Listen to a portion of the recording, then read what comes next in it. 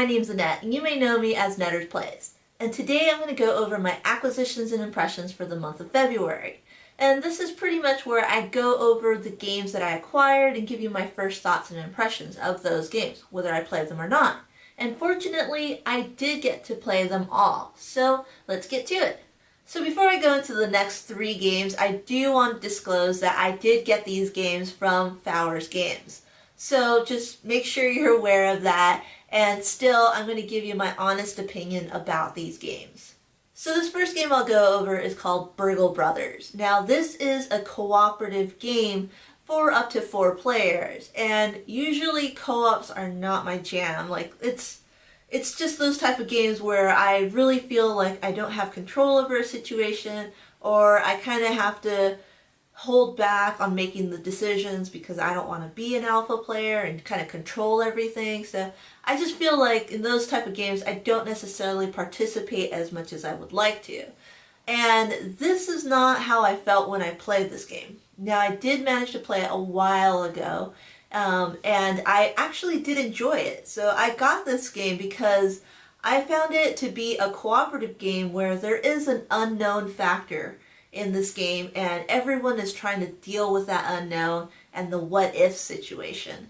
So what you're doing with other players is you are a group of burglars and you're trying to rob this place, and you have to make sure you don't get caught by the security guard, and the security guard kind of moves around, so you have to make sure in this building, which is randomly built, you have to make sure that you are pretty much going between rooms and not setting off alarms and such, and trying to get out with the money as fast as possible without alarming anything or anyone.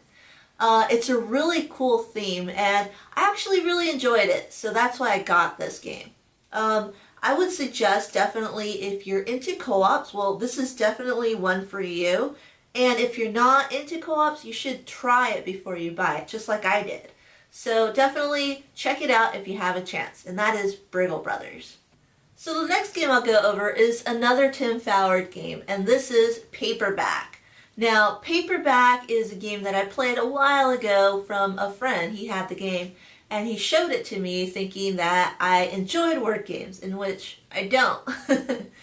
But what really intrigued me with this game is the fact that it's a deck builder, and I really enjoy deck builders, so I wanted to check it out. And what I come to find out is that it sort of reminded me like Dominion, that type of game where you have these different piles where you can go ahead and buy those cards from, and then you take them and add them to your deck, and eventually you become a little bit more powerful. Along that kind of same mechanism involved, but you're building words. And the other cool thing about this game is that if you ever get stuck, you don't have to worry about it because you can have other people play with you, so they can actually help you out. You can ask for help. And that's something I haven't really found in many word games, because I feel in word games that I just don't have a really high vocabulary sometimes, that I just feel like I'm missing out in the game and I really can't play to my potential. So that's not the case in this game, which I really enjoyed. Another cool thing about Paperback is the fact that it also has a lot of variants. So you could play it as a co-op, and you can add this variant and that variant. So there's a lot of different ways to play this game. So this game alone, I think, is a good introductory type of game to convince people that do like word games that, you know, maybe they should try something else, like a deck builder, and kind of trick them into playing it, along with deck builders like myself, and having them play this game so that you can trick them into playing a word game, because that's what happened to me. And so that's why I really enjoyed this game. It's a game that kind of meets both different forms of mechanisms with the wordplay and also the deck building, and kind of joins them into one game. So if you're willing to try a game like that, you should definitely check this out. So another Tim Fowers game that I also got was Hardback. Now, Hardback is a game just like Paperback, where it's a deck builder and a word game. But the differences are it's pretty much like Star Realms versus Dominion. Now, if you're familiar with Dominion, the thing is that the market system is offered in the beginning of the game. So you know what is offered for the rest of that one play. However, with Star Realms, you have a market that is constantly fluctuating because you draw cards from that market and they go away, and then you have to draw new cards to fill those places. And so that's exactly like Hardback and how it works, because you have that offering row which constantly changes, and you're acquiring cards that kind of synergize with other cards too, just like Star Realms. The cool thing with this one too is that you can offer, if you ever get stuck, you can offer options to other players to help you out. And also it has that wild system too, where if you get stuck with certain letters and you can't make a word, you can always turn a card over so it becomes a wild. You don't get the bonus of what's on the card, but at least it can be any letter you want, and you could spell any word then. So yeah, I really enjoyed Hardback. I actually think I prefer Hardback to Paperback because I just prefer Star Realms more so than Dominion. So if you're willing to try out another deck builder with wordplay, well, you should definitely check out Hardback. So the following two games are games that I actually backed on Kickstarter and I just received them. So the first game I'll talk to you about is Kintsugi. Now, Kintsugi is a game that easily fits in your pocket. It's travel friendly because it only takes a few cards. It's only like 18 cards or so, and you can easily put it in your pocket and take it with you. That's really cool. I really enjoy that factor. The other cool thing is that you can play this game with 2 or 3 players, so it's a low player count game. And what this game is all about is tile laying, but instead of tiles, it's cards, so it's card laying. And it's supposed to represent all these different pottery pieces that fall into the ground, and you have to put them back together. And the art of doing that is called Kintsugi. So what you're trying to do is kind of make these weird, odd formations by laying one card on top of another. And you're trying to fill it in by placing it into these awkward, weird type of shapes that are on a card. So it's kind of like Honshu, where you're covering certain card patterns by placing one card on top of another, except that they're not perfectly square in this game. They're oddly shaped. And so what you're doing is trying to connect certain color pieces and patterns into one area, because the least amount of different patterns that you have, the more points you'll score, or the least points you score, and that's what you're trying to do, score the least number of points. It's a really odd and unique game. I've never played anything like it. It's really intriguing, and I've actually showed quite a few people, and they really have been enjoying it as well as myself. So this game I would really recommend you playing it first if you have a chance. But if not, I mean, this game is only a few dollars, and it's easily a game you can introduce to others and take with you anywhere. So definitely, if you're looking for a compact, small micro game that is very unique, you should definitely check out Kintsugi. So the next game that I backed is called Herotec. Now, Herotec is another small box game, or actually it's a wallet-sized game. You can easily take it with you and travel anywhere with it. And what it is that you are a lab technician along with your opponent, because it's only a 2-player game. And what you're trying to do is set up these equipment pieces and build this awesome like suit and equipment for these superheroes. So you're trying to piece together these items by gaining resources and building this stuff. And the cool thing with this game is that you are trying to manage your resources, build it before someone else, so it has that racing factor to get there first. But also, when you do build these items, you gain a special ability, which can hinder your opponent or benefit you. So it doesn't have too much of a take that, but it also does have that engine building feeling that you get from most other games that are usually big box games. So what I really enjoyed about this game is the fact that you get that feeling in a matter of a few minutes. I think it's like a 15 or 20 minute play. It's super quick. And what I like about it is that it's compact, so I can take that game anywhere.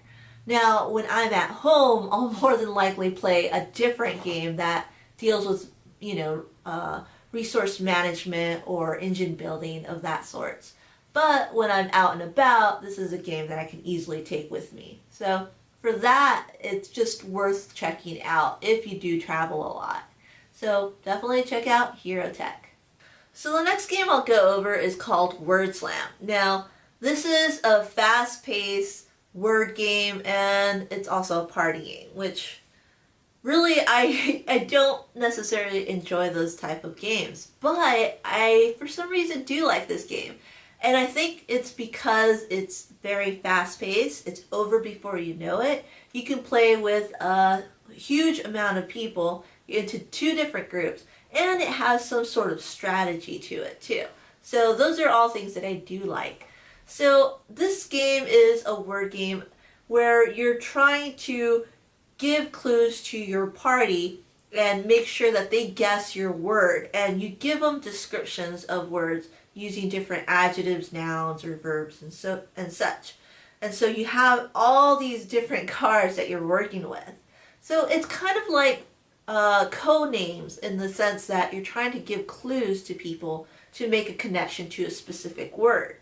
Now, in this sense, you have all these descriptors, and you're trying to give those descriptors out as hints to your buddies. However, you're also competing against another team that's trying to do the same thing with the same word. Now, the cool thing and the twist with this game is the fact that you can also listen in on the opponent's group, your opponents, or the next group. You can listen in on and see what they're guessing and what they're moving towards to kind of give you hints. So you could play it in different types of ways. You can play it by just being as quick and loud and fast-paced as possible. Or you can also just play it as quietly and just kind of listen in and be very sneaky and strategic. I played it both ways, and it works both ways too.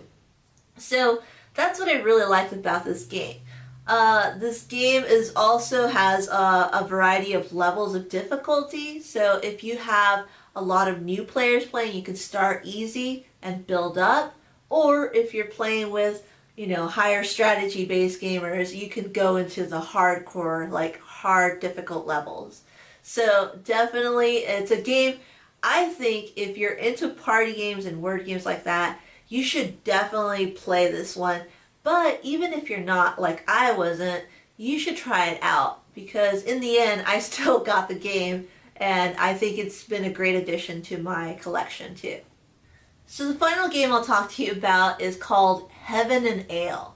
Now this is more or less along the line the type of game that I really enjoy, because it's a heavier strategy type of game.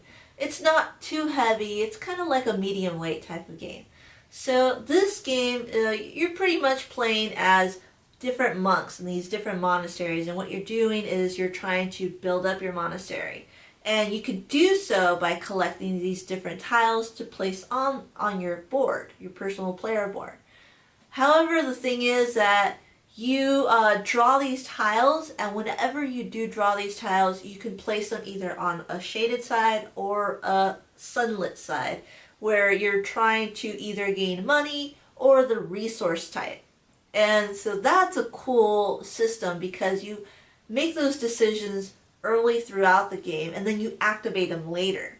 And so you come into this timing predicament where you're trying to time yourself appropriately, where you're either gaining resources that you need later, or you're trying to set yourself up to gain a lot of money later.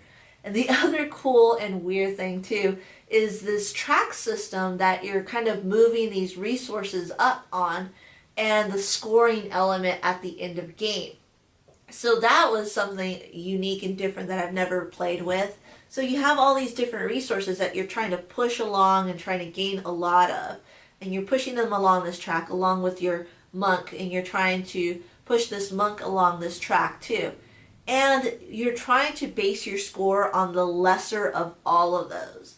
And you're going to go ahead and try to subtract and multiply and this huge equation or whatever, but it works out for some reason. And it's a really cool push to kind of balance out all of your resources that you're collecting and building up. So definitely it has that element where you're trying to balance everything at once and making sure you're not just moving one thing far along the track versus leaving something behind. Another cool thing with the game is to collect these different tiles and these different pieces to add onto your personal player board. You're using this rondelle system. And it kind of reminded me like kind of a Glenmore where you're pushing, you're moving along this track, and if you're the last person that is behind, you get to move forward. But you can also move behind someone else in order to move again. So I think Patchwork does that too. But you're moving along this track that's a rondelle, and once everyone goes around at once, well, that's the end of round. And the cool thing is you could kind of plan together to either take a lot of points or movements on that track if you're behind, but if you're trying to get to an item first, well, you gotta sometimes jump ahead and get that item before someone else does. And sometimes, you know, you kind of fall behind because you're not taking many actions in that turn. But I do like the pacing element with that track system, because at the very beginning of the game, everyone's kind of taking their time grabbing short, you know, resources that are like one in front of the next player, in front of the next player, and kind of taking a lot of turns. But at the end of the round, everyone's just zooming down that track trying to get the best pieces to add to their player board. It's really interesting. I really enjoy and love this type of game, and that's why I really highly recommend Heaven and Ale, because it's the type of game that I just really enjoy. It's a strategic, medium weight kind of game with a lot of interesting twists on it. So definitely if you're into that type of thing, you should check it out. Well, thanks so much for joining me. I really hope that you enjoyed the video. And another thing too is make sure to like, subscribe, and leave a comment down below if you liked or disliked any of these games, or even suggest any other ones I should look into. Another thing too is you can also help by donating some coffee to me. And the link is down below if you want to buy me a cup of coffee. So thank you so much. I really hope you enjoyed the video, and I'll see you next time. Bye.